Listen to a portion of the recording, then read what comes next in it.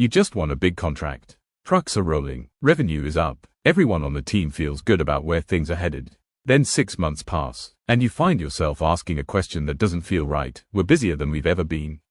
So why is profitability getting worse? If you've asked that question before, you're not alone. And the answer, once you see it, is a little uncomfortable. Not all contracts create value. Some contracts quietly destroy it. Across this industry, an enormous amount of energy goes into winning.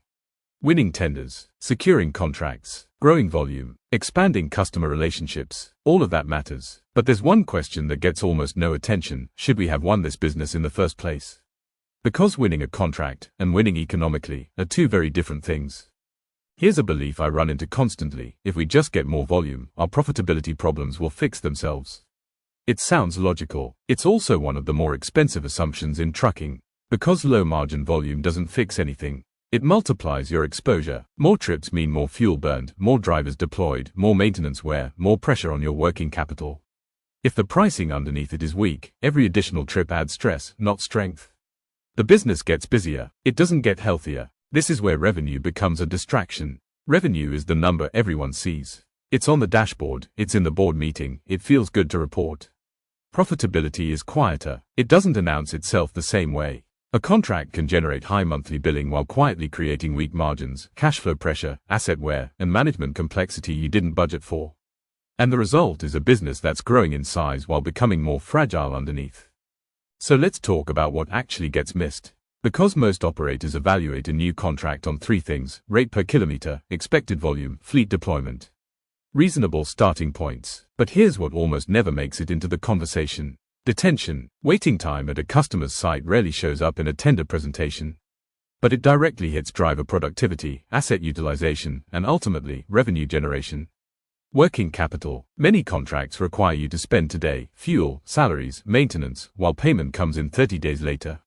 45 days later, sometimes longer. Growth without a working capital plan is one of the quietest ways a healthy-looking business runs into a wall. And operational complexity. Some customers need extra reporting, added compliance work, dedicated staff, customized processes. None of that gets priced in during commercial discussions. But it costs you every single month you're running the account. Having spent time on the procurement side of this, leading transportation tendering myself, I understand both perspectives. Customers want competitive pricing, reliable service, operational excellence. There's nothing wrong with wanting that. But the responsibility on the transporter's side is different. The question a transporter has to ask, before signing anything, is simple: can we deliver this sustainably? Because no customer actually benefits from a transport partner who's financially stressed. Not in the long run. When margins get too thin, the compromises start showing up. Maintenance gets delayed. Driver retention becomes difficult. Technology investment stops. Flexibility disappears. None of that happens on day one. It shows up months later, as breakdowns, as turnover, as a business that can no longer adapt when it needs to. And by then, it affects both sides of the relationship, not just the transporter. So what separates the operators who get this right? They stop asking, how much volume can we win, and they start asking, what quality of business are we adding? That single shift changes almost everything downstream. Who you choose to work with, how disciplined you stay on pricing, how you plan capacity, what your growth actually looks like 5 years out. Disciplined operators evaluate every contract through more than one lens: margin contribution, asset utilization, working capital impact, risk, strategic value. Not just the top-line number. And here's the bigger truth underneath all of this. Most transport businesses don't struggle because they lose contracts. They struggle because they accept contracts that don't actually strengthen the business.